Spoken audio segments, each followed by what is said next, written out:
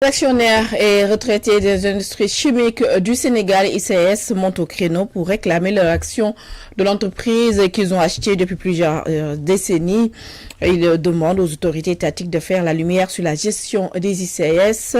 Ibrahim Ndiaye s'est entretenu avec Abdoulaye Ngom, qui est le porte-parole de ces retraités et autres actionnaires des ICS. Suivons sa réaction. Il faudrait qu'on explique exactement ce qui a occasionné tout ça là. Que ICS est tombé en faillite. Ce n'est pas le cas. Ils ont fait leur manigance, ils ont fait les manœuvres pour faire tomber ICS. ICS faisait un chiffre d'affaires annuel de 130 milliards.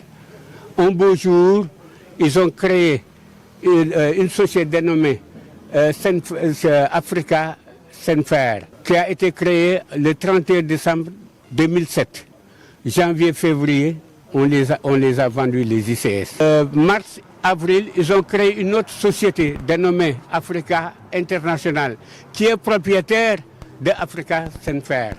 Donc, vous avez vu quelle coïncidence encore. D'où la fille étant plus âgée que sa maman. C'est ce qui se produit. C'est pour dire qu'un crime n'est jamais au grand jamais parfait. À l'heure où je vous parle, ICS fait un chiffre d'affaires de plus de 200 milliards par an. Il n'y a pas un seul sou qui passe dans les banques ici au Sénégal. Tout l'argent est détourné en Inde. Le Sénégal n'en bénéficie pas.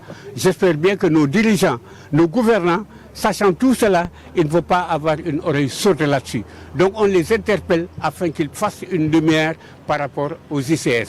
Je reviens sur un autre cas, l'histoire du phosphate. Le Sénégal entier dispose plus de 2 milliards de phosphate. L'exploitation, même s'agissant pour une exploitation annuelle de 2 millions de tonnes par an, on en a pour 500 ans. 500 ans, c'est combien de générations?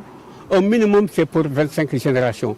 Tout ça, c'est entre les mains des étrangers. Le Sénégal n'en gagne rien du tout. Donc, c'est un cri de cœur qu'on est en train de donner et qu'on a à présenter à nos gouvernants, particulièrement à M. Bassirou Diomaye Faye, à son premier ministre, Ousmane Sonko, au ministre des Mines et au ministre de l'Industrie.